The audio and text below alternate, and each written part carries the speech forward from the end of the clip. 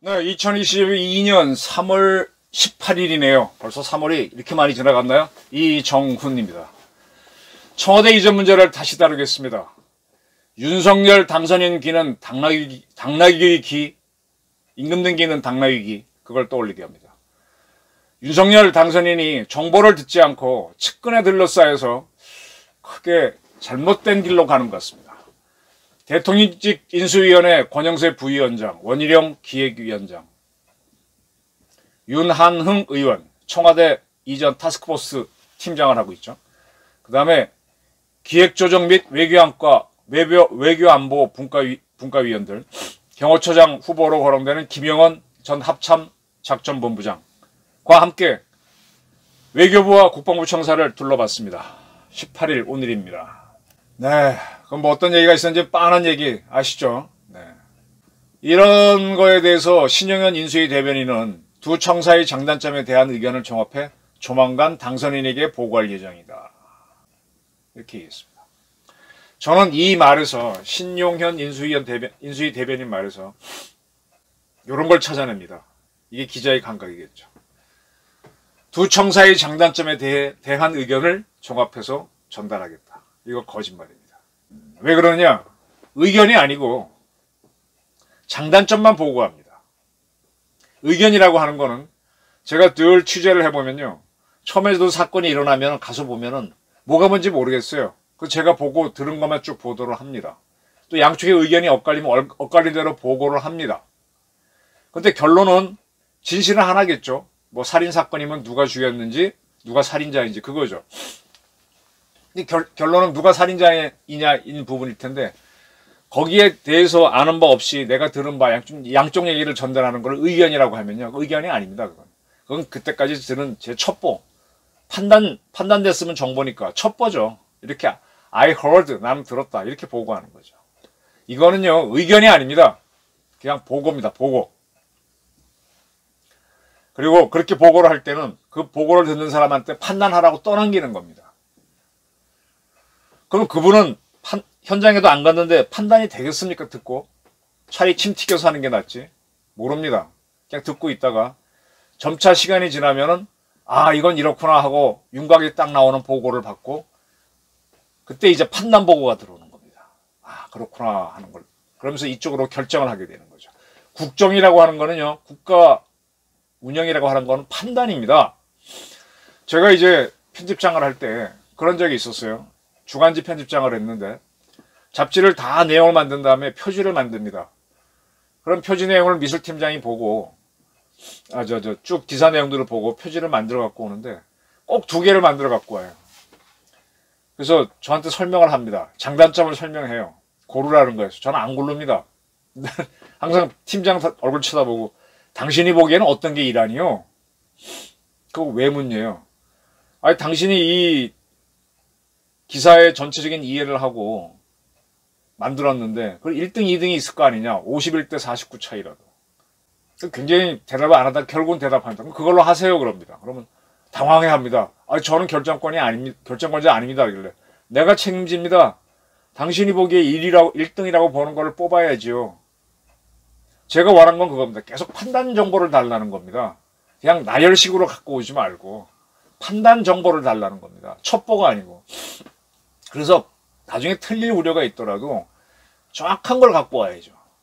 1등과 2등 남반응이 돼 있어야 되죠. 이거 덜렁 들고 오면요. 이건 의견 아닙니다. 이거는 자기 책임을 회피하는 방법입니다. 정보기관이요. 처음 사건 생긴다. 그러면 막 들은 대로 우선 첩보 띄웁니다.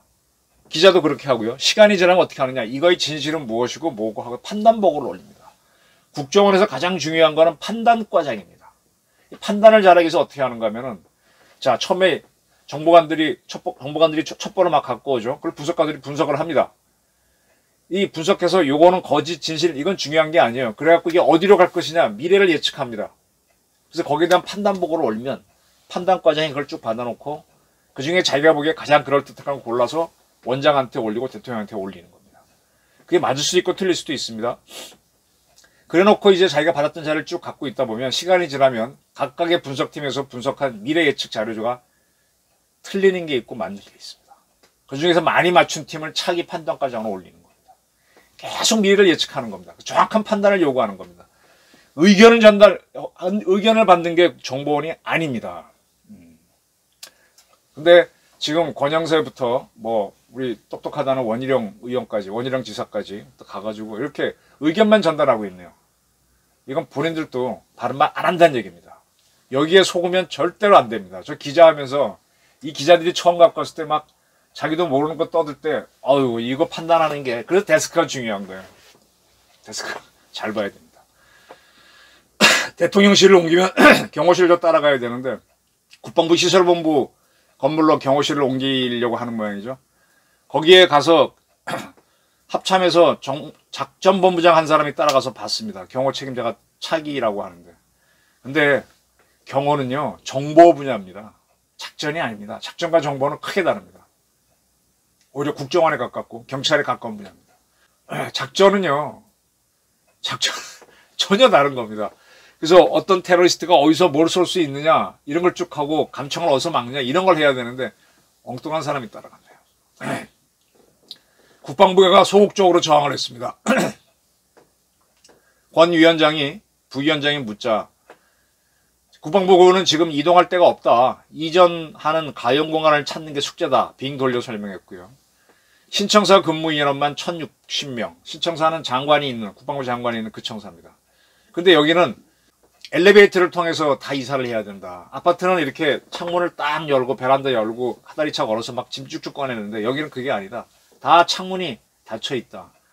보통 오피스 건물 가보면 다 그렇게 돼 있죠. 조그만 공기통만 있고. 그러니까 시간이 굉장히 오래 걸린다. 20일, 24시간 풀로 이사를 해도 시간이 모자란다. 그리고 또 이분들이 버스 타고 국방부에 갈 때 인근 지역 주민들이 나와서 재개발 지역 못하게 된다고 반대 시위를 벌였습니다. 그리고 이제 외교부도 간 모양인데 외교부 측에서도 역시 소극적인 저항이 나왔습니다. 외교부 청사는 지금 외교통신망을 이용해서 세계에 있는 우리 외교 관계자들과 통신을 하는데 다 비문으로 하죠. 이거 이사하게 되면 3, 4주간 중단된다. 영사 업무도 차단된다. 이거 어떻게 하느냐 이런 얘기. 빙빙 돌려서 한 거지만 이런 것들이죠. 제 의견을 말씀드릴게요. 윤석열 당선인은 5대5로 간신히 0.73%포인트라고 하는 아주 적은 차이로 간신히 당선된 당선인입니다. 박정희 5.16 군사혁명으로 집권한 사람인데 그도 청와대에 들어갔습니다. 이승만 대통령이 있던 그곳에 들어갔고 12.12를 했던 전두환 대통령도 청와대에 들어갔습니다. 근데 이 정도밖에 이기지 못한 윤석열 당선인이 뭐가 대단해서 안 들어가겠다고 버팁니까? 이걸 잘 보셔야 됩니다. 3월 14일 대통령 선거 다음이죠. 리얼미터가 미디어 헤럴드의 의뢰로 대선 다음부터 조사한 여론조사인데 52.7%가 윤석열 당선인이 잘할 것이다. 41.2%는 잘하지 못할 것이다. 5대5 선거였는데 잘할 것이다 못할 것이다도 5대5에 수렴하는 결과입니다. 근데 같은 기간 대통령 선거 직후에 있었던 당선인 여론조사에서는 이명박 당선인 경우는 79.3%가 잘할 것이다. 박근혜는 64.4%가 잘할 것이다. 문재인은 74.8%가 잘할 것이다 나왔습니다. 윤석열 당선인은 이 비율이 굉장히 낮습니다. 그런데다가 조만간 6월 1일 날 지방선거를 치러야 됩니다. 여기에서 패배하면요 진짜 위기 맞습니다. 대통령실을 용산이나 광화문 옮긴다고 하게 되면 그 지역 주민들 반대하고 뭐 어쩌고 하면서 시끄러지면서 여론 나빠지면 이제 52%밖에 안 되는 이 지지율이 훅 떨어지면서 큰 위기 맞을 수 있습니다. 저는 윤 당선인이 이렇게 저 사무실을 옮기는 것 같고 시끄럽게 할 필요가 없다고 봅니다. 국힘당 윤석열 당선인은 꽤 의지하고 계시는데 거기 여의도 연구소 이번 대통령 여론조사 완전히 틀렸죠. 그리고 국힘당 사람들을 지금 측근으로 쓰고 계신데 그 사람들 자기 스스로 대통령 후보도 못 만든 사람들 아니에요. 지난 총선은 참패했고. 근데 왜 그 사람들이 둘러싸였고 글로 일방적으로 끌려가시죠?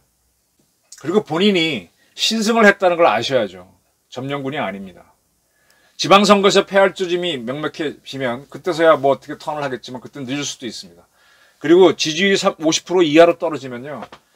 아마 지금 측근이라고 부르는 분들이 자기 정치 생명을 위해서 제일 먼저 배신할 수 있다는 거 놓치지 마십시오.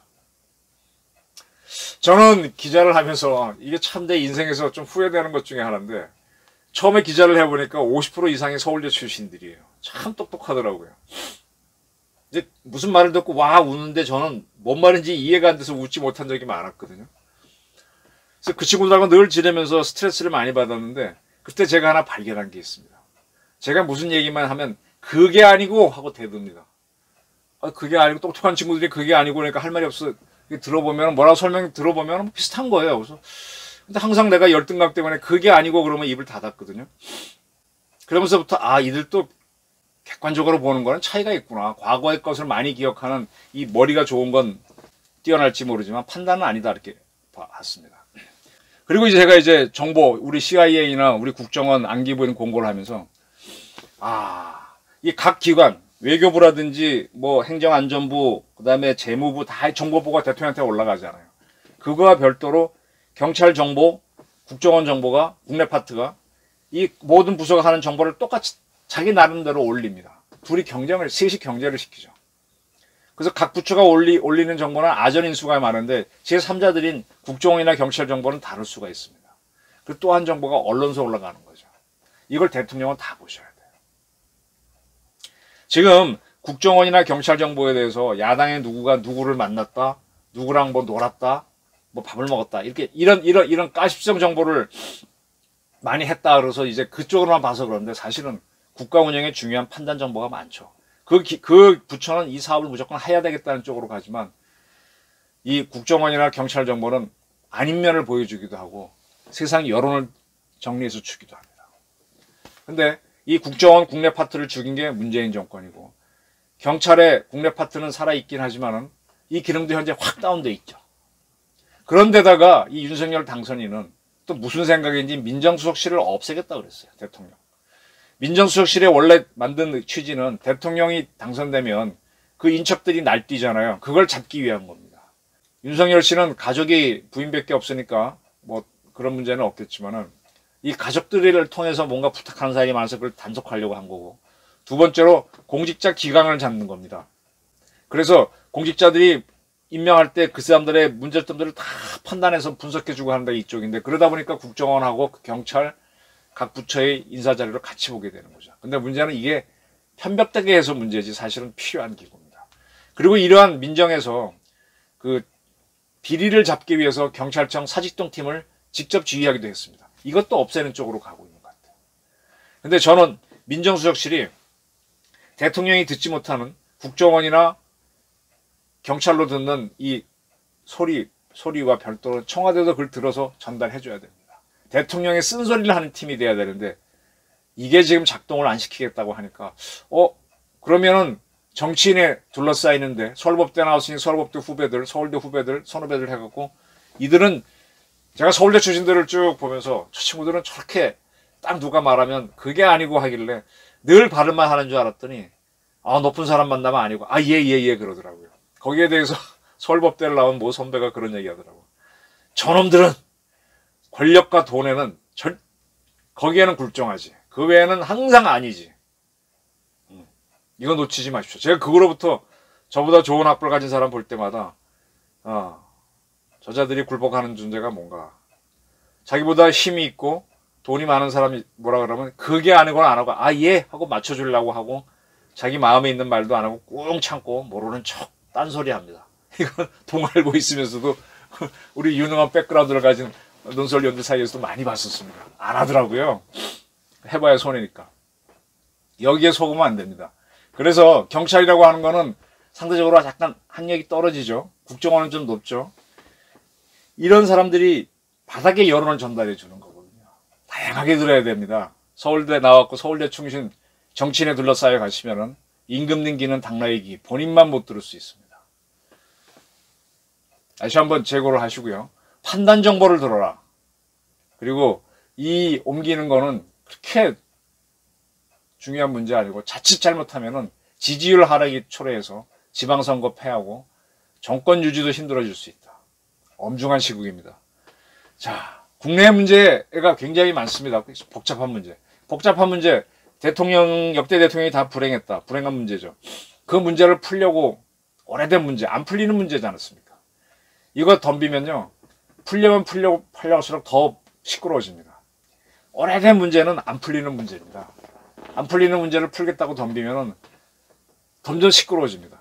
그래서 오래된 문제는 가만히 냅두면 흙탕물이 가라앉아서 갈등이 줄어들어요. 그리고 일만 잘하면 돼요. 그리고 새롭게 온 문제는 그걸 적극적으로 풀어야 됩니다. 새로운 문제가 뭐냐? 북한 도발입니다. 이번에 북한이 도발할 겁니다. 거기에 대해서 강하게 대응하셔야, 그래야 이 문재인 정권이 쌓은 적폐도 청산할 수 있고 지방선거에도 이길 수 있습니다. 제 말 가볍게 듣지 마십시오. 청와대 문제로 허송세월 할 시절 아닙니다. 순식간에 52%가 42%, 32% 되면 위기 맞습니다.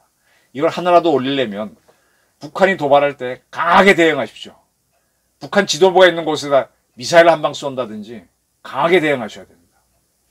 그래야 적폐 청산할 수도 있고 대장동 게이트 주범인 이재명도 잡아놓을 수가 있습니다. 그렇게 가셔야 되지. 지금 청와대 이렇게 하게 되면 이재명부터 모든 반윤 세력들이 다 떠오릅니다. 그 측근에 있는 사람들은 당선인 비위 맞추느라고 빙빙 돌지만 아마 저쪽에 가서는 아유 참 하라니까 하지, 임금님기는 당나귀기야 이러고 있을 겁니다. 속지 마시기 바랍니다. 윤석열 당선인께 드리는 저희 충고였습니다. 그리고 언론도 보시고 국정원 보고 받으시고, 국정원 지금 박지원 씨 빨리 저 갈아치워버리고, 아니면 경찰청장도 어떻게 해가지고 정확한 이 국민적 여론이 들어오도록 판단하시고, 인수위에 이 여론 듣는 부서를 만드십시오. 뭐 기획, 무슨 외교문과 다 이렇게 하는 것도 좋지만 정보를 들으셔야 됩니다. 들으셔야 되고. 그 다음에 제가 하는 이런 유튜브 같은 것도 보시면서, 밤에 이렇게 보시면서, 이들은 왜 반대하지? 한번 들어보십시오. 자칫하면은 예예 하는 사람들한테 속습니다. 그러나 이 권력과 힘을 놓치면 그들은 바로 배신합니다. 놓치지 마시기 바랍니다. 경청해 주셔서 감사합니다.